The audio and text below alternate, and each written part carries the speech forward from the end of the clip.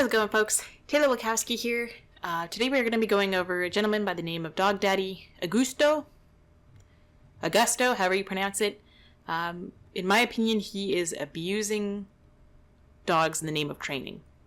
This gentleman in the green jumpsuit here, whatever getup, the way he interacts with animals is just appalling. It is so dangerous, and the fact that he is posting it and people are listening to it and people find it impressive, it scares me. It really does. That many animals are at risk of being harmed, or at risk of harming others, or at risk of being put down for no other reason other than just being misunderstood.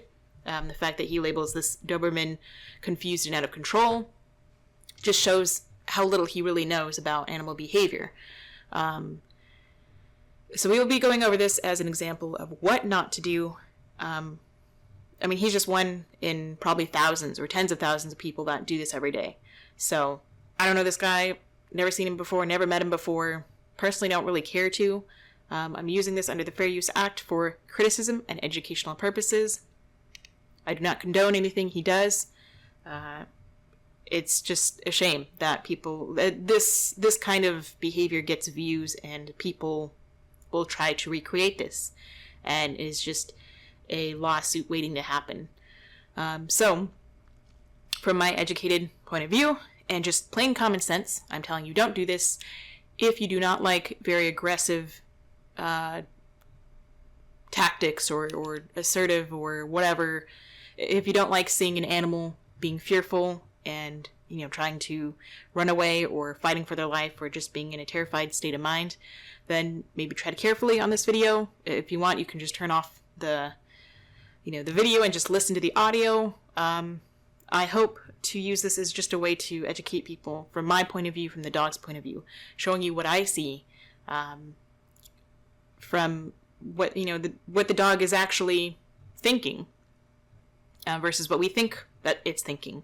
We never really know for sure exactly what's going through their mind, but based on this body language that we see right here in just this first second footage, looks pretty, not like a very comfortable dog to me, if you ask me. So we're going to go ahead and get started. I doubt I will make it through this 18-minute video, but we're just going to use some points of it to show you what not to do. So if you are ready, then let's get started. So I have muted it. This is... Okay, so first off, this is going to be a lot of start and stop. I have muted it because all you're going to hear is a bunch of whimpering from the dog.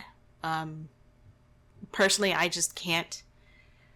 I couldn't crack it, honestly. I couldn't listen to that and go over this without, just losing my mind. So we're going to try and do it without audio. It really doesn't matter anyway what this gentleman is saying. I mean, I don't think he says anything at all anyway, but this is a perfect screenshot of just a moment in time. Taking a video is very helpful when training yourself. If you're just training with your own dog, you're having another trainer, communicate with animals or people, because you can see a snapshot in time and you can read a whole lot. They say a picture is worth 1,000 words, which is so true. So just in this very moment, what do we see? I see a dog that looks terrified. Even a 3-year-old can tell that this dog is probably not pretty happy. How can we tell? Well, we have the tail that is lower. The body is rounded. They're standing up on their back feet. They have a prong collar on. They have a choke chain on. Both are very dangerous. Choke chains do as they're, labeled choke. Or people call them check chains, slip chains, correction collars, whatever. The choke chain will tighten around the esophagus and the trachea. Very dangerous, causing physical damage, including to the thyroid gland. Lots of health issues there. Prong collar is just painful metal prongs around the dog's neck. We see just his stance here. He's coming in very predatory-like. Look at this face. Look at the seriousness and look at this dog's eyes. I know we're in between frames, so it's kind of a little blurry, but this dog is showing white eyes, whale eyes, ears are back, mouth is closed, lips are long. They have their little foot over the leash. Now, whether that is intentional or not, by doing this, the dog actually is able to have the upper hand to some degree because they're able to take leverage away from this guy pulling on their throat or on their neck at this point. He's coming in with a basket muzzle. The one thing I will say is I do like that it is a basket muzzle and not the veterinarian type, but I think that's only because that's the only way he could get this on. He wouldn't be able to, he needs something to be able to hold on to the cloth type. You really need two hands. You need, close contact, and the dog can still nip through that. So with a basket muzzle, I do prefer those because basket muzzles, first of all, muzzles are not a bad thing. If you get the basket muzzle, I only ever recommend them, the soft silicone type. The brand I usually use is Baskerville. I do prefer them, and I do like muzzles because when conditioned properly, not like this, do not do this with your dog, please. Do not do anything you see in this video to your dog, please. It is just psychological torture. So I like the muzzles because it allows the dog to be safe. It allows the handler to be safe if they're not being a dummy. If don't just put a muzzle on your dog and think you're going to be safe, because that's not going to work.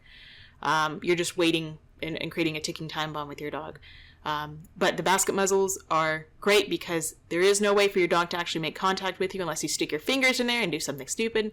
But it allows your dog to pant and breathe and take air in and take food in and drink, and their mouth is not just taped shut like a lot of those cloth muzzles are. Now, I'm not getting on veterinarians' cases. Those are just the type that they usually use because it's easy to just slip on and slip off. If you need to muzzle your dog for health, say they break their leg or there's something, they need a shot real quick and you put it on and your dog hasn't been conditioned, okay, I get that. Like there's always an exception to the rule. But if you're going to be doing it long term, you're going to be having somebody working with your dog. I would prefer for the owner to be holding onto the dog. If I ever work with a dog, very rarely do I just take the leash and start working with him. And I would never expect to just put a muzzle on a dog I've never met before. That scared me. I always ask the owner to condition their dog weeks ahead of time, if not, minimum 2 weeks ahead of time. You can look online, look up great tutorials. I'm sure Kiko Pup, KIKOPUP, has a great muzzle tutorial. She's an awesome trainer. You could just take this and, have a little piece of ham in here, a piece of little, peanut butter, and have your dog willingly learn to put this on and be comfortable with it. This is not meant to keep the lion at bay so we can do stupid things. People do that too often. So see, I probably got 5 minutes worth of talking out of this one little screenshot. And also look at how he's looking at the dog. He has big sunglasses, another thing I would not be wearing. I mean, it looks like the glasses you may wear when you have LASIK done. I don't think he's had LASIK done, but you hide a lot of your face. This seriousness, he's being very predatory. He's staring at the dog. He's facing the dog. He's walking towards them.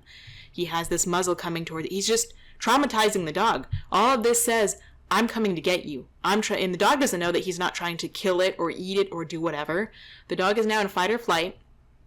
They may be reacting more like a prey animal. Think of this dog being like a horse or a rabbit, and they're like, oh my God, this is a lion. Although the dog is a dog, if they want to react, and it really takes a lot to push a dog to bite you, this guy is just asking to be bitten, and this dog may eventually end up being put down because of that. So I will not be taking that long after just 6 seconds of this video. I won't be taking that long to talk in between each session. I just want to really get, there's just a lot of info to cover. So if you don't like that I'm talking too much, then feel free to either click off the video, go look at somebody else, go subscribe to this guy, whatever you want. If you think I talk too much. If you do want to learn, then you are more than welcome to stay, ask questions, ask me to go in depth about anything I've covered here, and I'm happy to do it. And I'm happy to show you how I would work with a dog like this. You can even look on my channel, scrub through it. There's a lot of info there. So we're moving on. Again, the dog is terrified. If you want to hear the audio, yeah, that's what's going on. So he's over here fighting with this dog in public. Okay, so he switched from, sorry. Oh God, okay, perfect. So he switched from the prong collar to the choke chain. It's very high up. He has more control this way. So whenever I see anybody working with a dog with any corrective collar, whether it's a shock collar or e-collar, electric collar, a prong collar, a choke chain, a slip lead, anything, I know that they don't know what they're doing because they're using this as a cheat to have control over the dog. If you have a collar and you make it, a high collar on a dog means that they put it really high up behind the ears, just behind the skull. There's a lot of nerve endings around there, and that's why you'll see a lot of shock collars are put very high or very tight. A lot of prong collars are usually not this loose. They're very tight. And there's not a lot of movement because it takes just a finger's worth of pressure and the dog is corrected for it. So he's choking this dog. Not good. They fast forward. Look at this. I mean, this dog is just exhausted. And he sits in between his legs. So apparently the prong collar wasn't enough correction. He needed more correction with the choke chain. Choking the dog, you're not getting out of this. You're going to get this muzzle on, and then we'll train, apparently. This dog should have started with a properly conditioned muzzle before it even came to him because it would be safer that way. The dog should be in the owner's hands. At least they have a bowl of water over here. If there is water, I doubt he would even give the dog a chance to get water. We're in public. There's way too much stimulation going on. This is something where you should start inside the home. The dog should be conditioned to a muzzle for everybody's safety, including the dogs, so they do not learn to bite and put teeth on people. And if you push a dog to put teeth on you, you're really pushing it. Most dogs really do not try to bite unless you absolutely force them and you're just being stupid. So fast forward. Who knows how long this takes? I think in the video he says he does this for an hour. Forcing the dog between his legs. Oh gosh, okay, so we have apparently a crowd here or a class. I don't know who these people are. They got their two dogs there. They're learning this. The dogs are also learning. Everybody's learning here. What are they learning? That this is how you train a dog. So, okay, so that was just the preview of the video. Again, don't wear sunglasses. I mean, I know it's bright out. It's not that bright, dude. Especially if you're working with dogs or animals. Let them see your eyes. This is very intimidating to a dog. And that's his kind of go-to, is to intimidate the dog. We're going to wait for him to finish his little spiel. I'm assuming that's the owner. Let's get to... So here she... Okay, perfect. So she has a shock collar on. Yeah, that's a quick release shock collar. She's got a choke chain. Beautiful little Doberman. Look at the short leash. Now, this isn't, I'm nothing on the owner. I'm just, the owner is, probably doesn't know anymore. I still hold everybody that is involved with this dog accountable. You are capable of learning. I'm not going to claim the owner is abusing this dog because it's not directly in her hands. I'm not going to say anything about any other individual, okay? This is just based off of what I see, but I always think everyone can be held accountable, including myself. If I allowed my dog and I took them to a trainer who then abused them, yes, that trainer is abusive in their hands, but I did not do enough research or look into the better resources to put my dog in that situation. It does not mean that these people are terrible people, even Augusto. I'm not saying he's a terrible person. I just think that he's very dangerous. And if I were to take my dog to that, my dog doesn't care. My dog only cares what we do with them. They don't care what our intentions are. So I know it sounds very mean and very, very brutally honest, but I hold myself to the same accountability I would anybody else. So I hope that from this, that this owner and everybody else involved can learn that this is not the only way to do it. Do not follow people like Augusto. Do not pay him. Do not reinforce that behavior. So just notice the short leash right here. Always having control. A lot of people with larger dogs, or dogs they think are out of control, they always have a very short leash. I mean, this dog is, has nowhere to go. They're not doing anything though. They're watching something else pretty intently. They have a closed mouth, kind of short lips. I'm glad they don't have their ears cropped. Very cute. I love those little floppy ears. So this is just something that if I were working with this dog and this partnership between owner and dog, I would say, you know what, give them their leash. Give them some room to be a dog and sniff and smell and put them on a regular, either a harness or regular flat buckle collar or a martingale. Nothing with this thin chain. I don't like metal. Certainly nothing with any shocking or electricity or citronella or whatever it is. Just have them on a regular flat buckle collar or preferably a harness.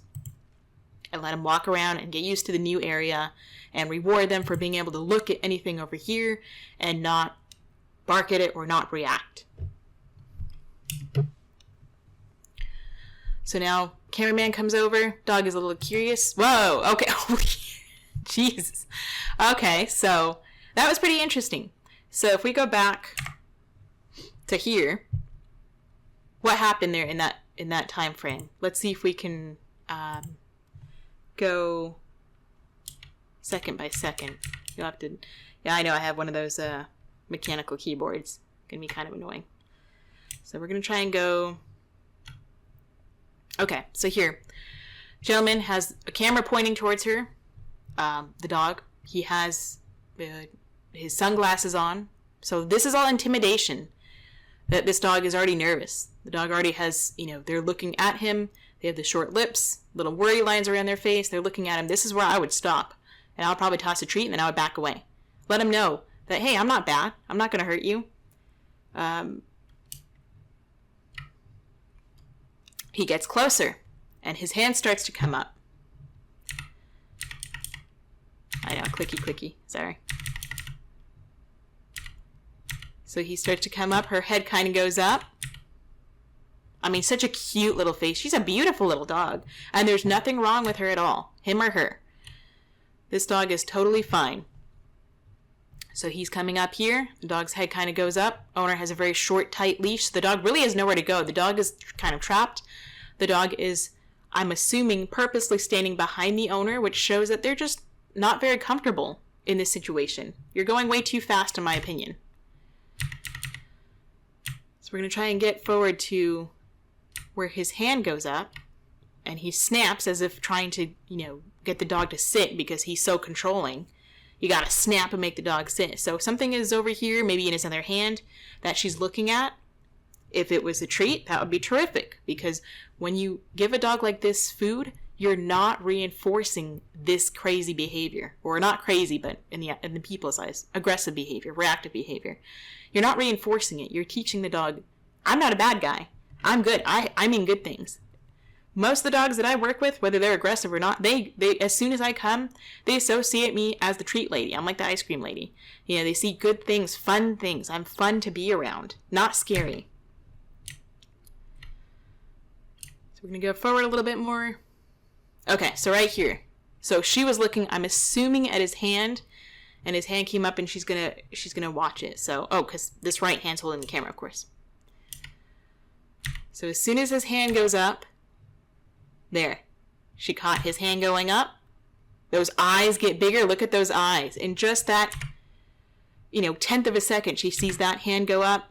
Bigger eyes, bigger eyes. She's watching it. He puts his hand above her head, very intimidating. And he goes to snap as if, I don't know, I guess he wants her to sit. I don't know.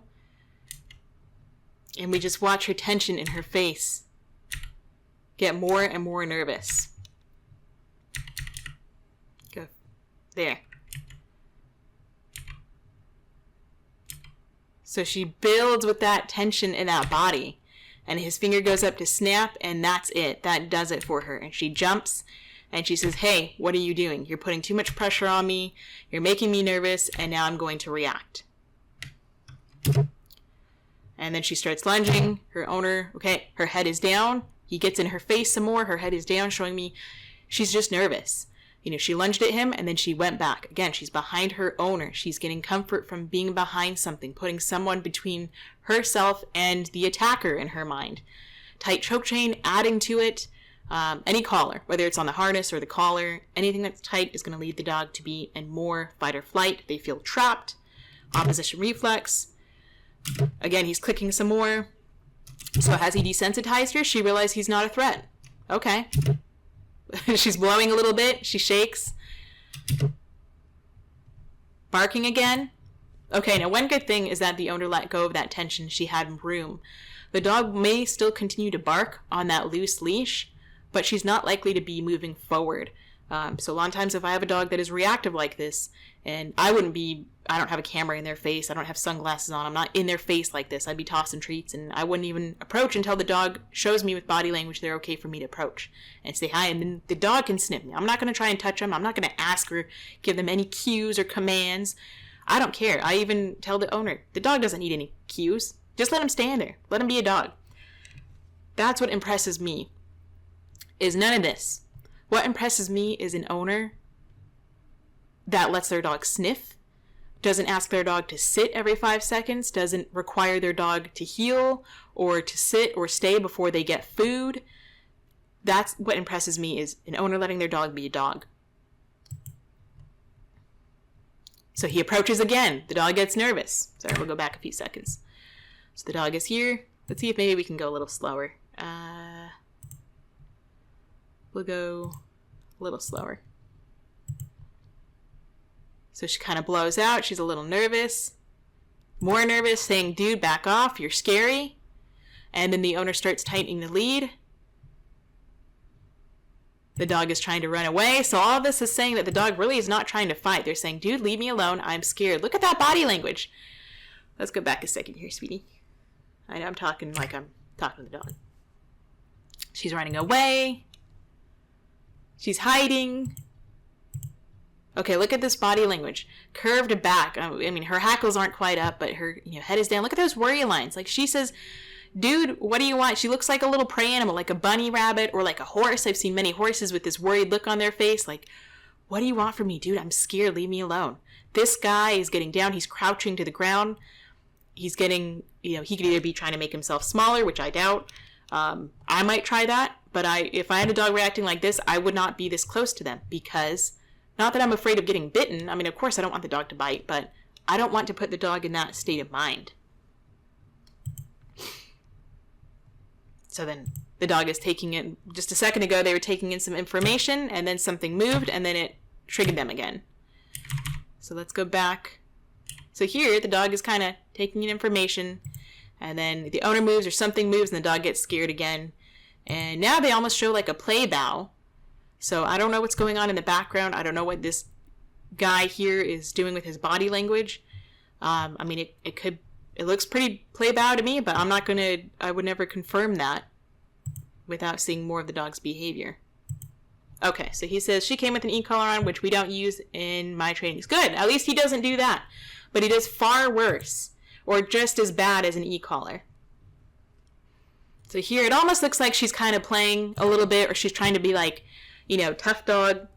Like, hey, she seems young. She's like, hey, I'm a tough dog. Stay away. And, oh, look at that little face. Like, she's stinking cute. I would love to meet this little girl and just play with her and just, teach her that people are not scary, and she doesn't need any of this. Again, this whole time this thing is tight and you don't think it does a lot of damage, but if you're ever not sure, if you want to use something on your dog, or you want to know how your dog feels, put it on yourself in the same exact context. Put this around your neck and have someone tightening it. Put this around your neck and have it tight and have someone shocking it. And put yourself in a situation where you're scared, and when you're trying to run away, you get more correction. So then she's a little more nervous because he stands up. I could expect that. So now transferring the lead to him, and the dog immediately tries to run away, and he chokes the dog and says, you're not going away. So no, do not do this. The dog is not ready for this. Too much, too fast. The dog again trying to run away, and he jerks, and he gives some harsh corrections. I mean, this dog right here is trying to fight him. Look at him looking directly in this dog's eyes. She can't see his eyes. She's running for her life. She says, this guy got me and I'm going to die. So now whether she knows it or not, her little paws going on this leash here gives her more leverage, and takes leverage away from him from being able to cause as much pain. And he gets pretty frustrated here pretty quickly. You're going to see when he gets really tired of her doing that with her little leg, and he gives her a good correction for that. I mean, this poor little thing. Like, this is so easy for her to rip off a dew claw or a nail or get herself caught up in it. I mean, this thing is tight. That's gotta hurt. And he's over here. So now she's shutting down because she says, well, fighting isn't doing anything. Maybe I just learned helplessness. Lots of lip licks. She's whining. He's correcting, he's popping. Dog is trying to get away, running away, and he jerks her. He's just jerking so hard, choking this poor little thing. Okay, so we gotta go back a second, because it just bothers me so much when he does this. This dog is looking away, tight chain choking her, and then pop. And now she's sitting here, and then she gets release of pressure. This would be an example of she had pressure before because the leash was tight, and now this is release. He backs away. Okay, great. It took you how long? 10, 15 seconds to teach her that? I mean, look at this face. This dog is terrified. And yet he still expects the dog to come towards him. What is... Dude. I'm sorry. I keep pausing. Good grief. Just look at how he's just jerking this dog. He's showing her who's boss. He's being a tough guy. This is just dangerous and stupid, and you're not teaching the dog anything other than to fear you. And he does this and expects the dog to come and be close to him.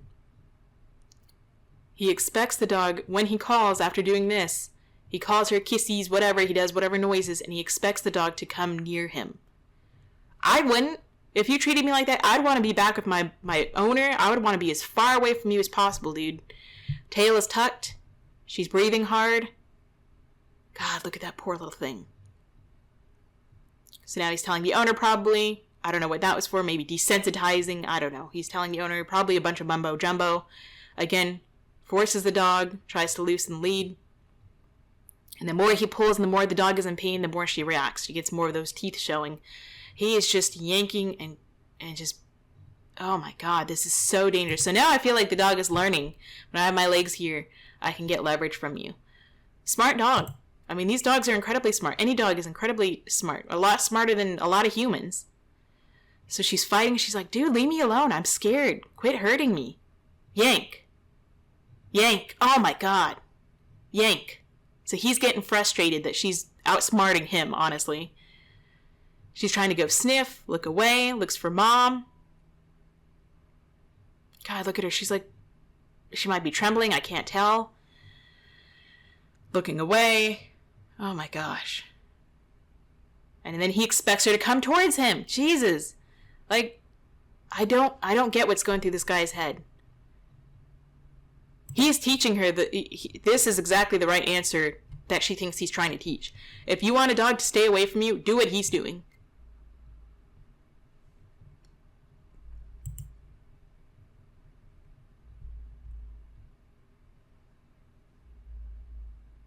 I mean, that poor thing. Just yank. Yank. Dragging this dog, and they're just trying to get away from you. And this isn't even like real time. This is still really slow. So we'll put this, I guess, back on normal. Okay, oh God, now he's getting really frustrated with her. And he's going to claim that this is the dog that is being stubborn or confused. And he still expects her to come near him. I don't get it. I don't know what's going through his mind. That he expects, after abuse, that you think that the dog's going to come, oh, here, I love you. Here, I just popped you a million times. Here, I love you. Frustration. Taking it out on the dog. His emotions are getting in the way of his training. He's getting really frustrated that this dog is not just giving up simply. I mean, he's causing everything you're seeing here.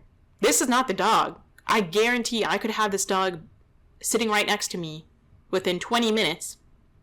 Maybe 30 minutes. And that's not me being anybody who knows anyone who knows proper dog behavior, body language, and knows and has an understanding of a fearful animal could do that.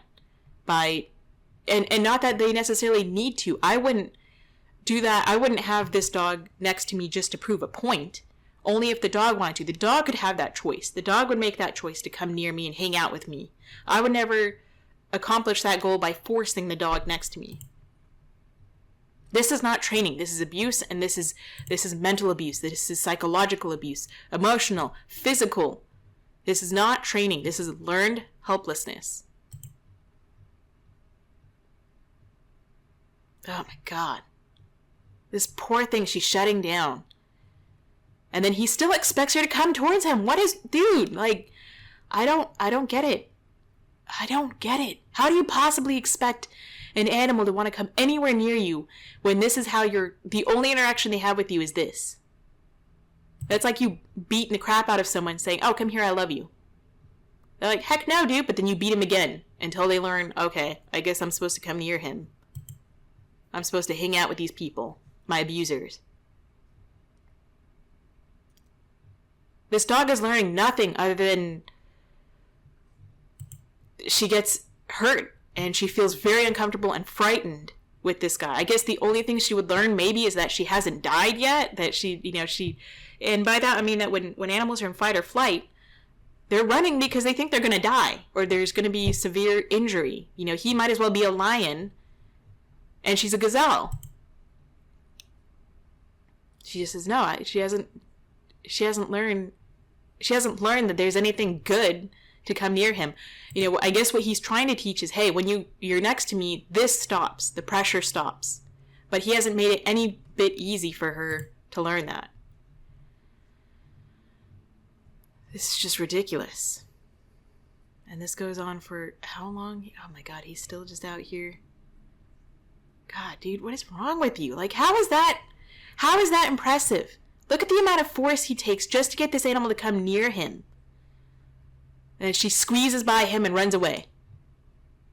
She said, I'm not coming near you, dude. This is so confusing to the poor thing. Oh my gosh. Like, you ever want to make a dog hand shy or leash shy? And then he gets really upset again because of his emotions. I mean, clearly you could see my emotions going. But if I start to get emotional with an animal, I leave. Okay, emotions and training and education, keep it out of it. Because you're going to make mistakes. I am by no means perfect. But I have never, and will I never ever do this to an animal.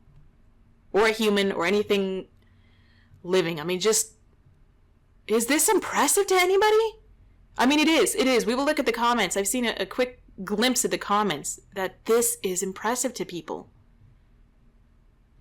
Oh my God, this is just ridiculous. Okay, so let's move on. I think he does this for, okay. I don't know what else he's going to say. Okay.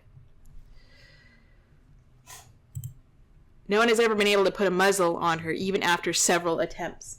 I did, boy. Sorry, Adonis. he heard me getting crazy over here, so he comes over. He knows that whenever my blood pressure goes up or my heart rate goes up, he knows the tone of my voice, that he knows when I'm talking about stupid animal people. He comes over and he hangs out with me, and I give him a little cuddle, and he brings my blood pressure down because he's a good boy. He says, Mom, you tell those dumb people. And okay, so with this, you want to get a muzzle on a dog? Make the dog want to put the muzzle on. Put some peanut butter in there. Put a little piece of ham in there. After this, I will make my own video, just so everybody can see of how easy it is to get a dog to have a muzzle on. So after this, I'll make a video and put it out after this so you can see how to properly condition a muzzle so the dog is comfortable with it. This is not how you do it.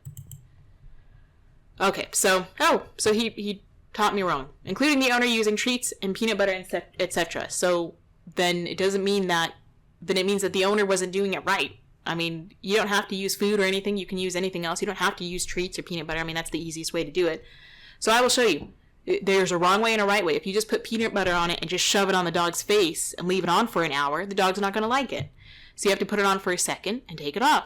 Put it on later for a second, take it off. You build up the amount of time. Just because you put food in there doesn't mean the dog's going to be okay with it. And this is certainly not what you turn to when it doesn't work with food. Okay. Without her muzzle, we can't completely rehabilitate her, as she will bite anyone we ask to pet her. Then don't have strangers pet her. It's that simple. Not every dog needs to be pet. Not a lot of dogs like to be pet. Okay? If I'm going to pet a dog, I ask the owner, of course, and then I ask the dog for permission. If I'm going to pet a dog, I want that dog to be comfortable and allow me to pet them. If they don't, 99% of the time, I don't pet a dog. I don't know. Even clients, unless the dog is actively showing that they want pets and scratches and cuddles.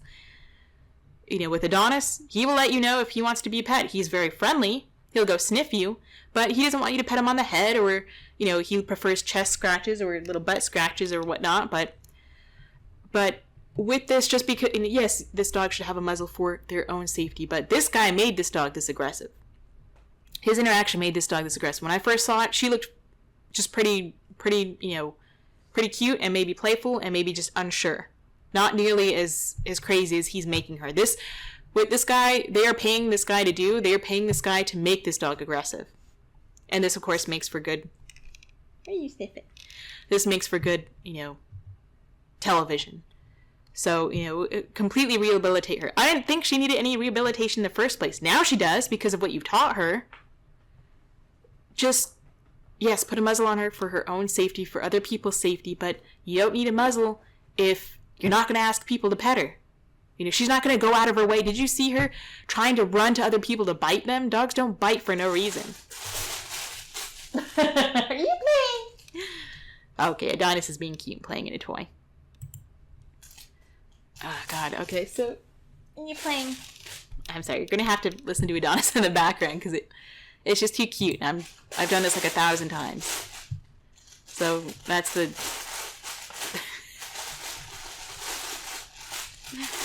So just watch this and listen to the crinkling.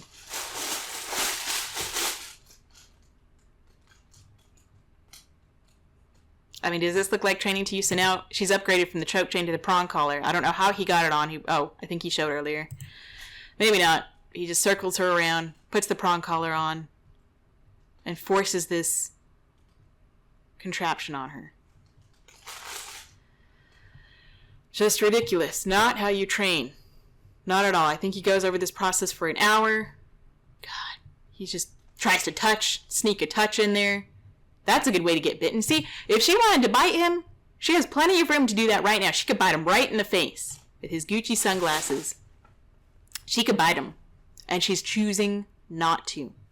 She's not really a risk until he teaches her she can put teeth. I know, good boy. She can put teeth on him the first time, and it gets him to leave her alone. Or it doesn't, and then she gets put down. So, okay, I'm sorry. I've gone over this long enough. I'm just going to end it here. It's probably been 30 minutes anyway. I don't know how long I've been recording. Adonis is being a good boy. He's trying to get me out to do something fun. And so we will do that. So thank you so much for watching. I know it kind of ended abruptly, but this is just don't do this, please.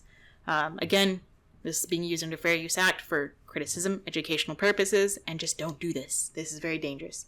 So I'm going to go play with my little man, go cuddle with him, and show you how to do it more appropriately. So thank you so much. I hope to see you with a much happier video next time. And until then, try your best to stay positive.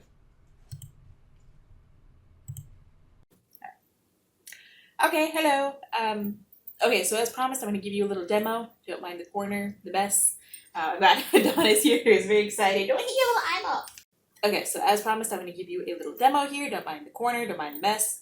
Just a quick little demo to show you how I'm going to get Adonis used to having a muzzle on. So we have a Baskerville. Good boy, I know you're excited. We have a little hole in the bottom for treats. I got a little treat.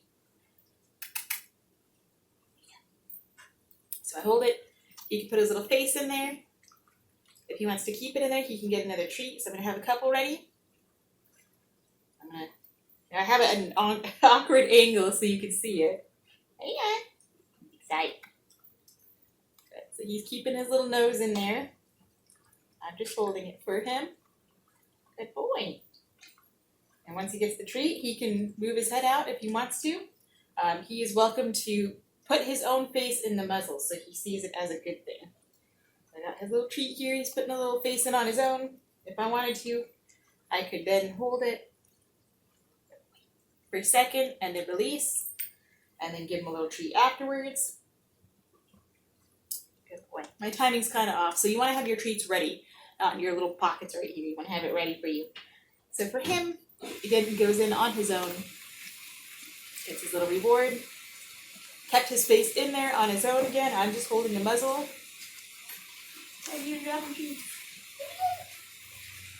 I'm sure friends will find out. Good boy. He's still keeping his nose in here, even while I lose it. I'm going to, just for the sake of this, I don't know. Tie this up. I know, good boy. And then I can remove. Good boy. that there was a perfect example of why you want to familiarize yourself with the muzzle ahead of time. So when he's here, first thing I would do is just hold it. I can give him a treat while I'm holding it. Good boy. Because the goal is for him to not be, and you can release it. We don't want him to become frustrated with this while we're trying to mess with the back of it by tying it. So that was a perfect example of making sure that you know how to work it, or you can make it nice and smooth, a nice smooth transition, not transaction. And then I can release. Oops, sorry, it's a little tangle. Got caught. Good boy. All right, good boy. So that would be the session. Good boy. Okay, so now I'm going to explain what I did, why I did it. So first, you don't just get this and just shove it on your dog's face, strap it up, and they're good to go. That's not proper conditioning. As you saw, I was working with him. He readily put his face in here to get the little treat. He eventually was just holding his face there, waiting for more treats to come, which is perfect because that's what we want. The goal is for our dogs to be comfortable putting their face in this on their own. Now, when they get to that stage, perfect, keep going, but don't just expect to go out with them with this on. If you can put it on and hold it like I did, hold it with your finger, reward, release, restart, then you can start doing it where you put it through the strap and you tighten it and then you take it out. Now, one thing I don't like about this model, this is probably a particularly older model, a lot of them have snaps on them, a regular little plastic buckle snap, which I think is more convenient. I think it's a little bit easier, quick on and off. You don't fumble as much as you could see I did with the buckle. Regardless, if you're using one with a buckle, you're using one with a snap, this would be a buckle, I would say. Familiarize yourself with this and how it works. So practice putting it on and off. If you're using one with a buckle that has this, or if you're using one that has a snap, I always suggest making it go as far as it can so you have all this room. You snap it behind your dog's head and then you can tighten it. Don't just have it as tight as it needs to go and then try to snap it on behind your dog's head. A lot of the times when you do that, if you have it as tight as it'll go, then you're going to be squishing this on your dog's face. It's going to be rubbing. It's going to be irritating. You're going to be trying to clip it behind your dog's head. The hair is going to get in the way. Your hands maybe don't work so well. And you're going to be frustrated with the dog because it's taking longer than it should. It should be very simple. Even with this buckle. You put it on, the dog has it. You buckle, you're good to go. Okay, and then you can make fine adjustments afterwards. Build your dog's temperament, build your dog's patience up to the point where they can tolerate that.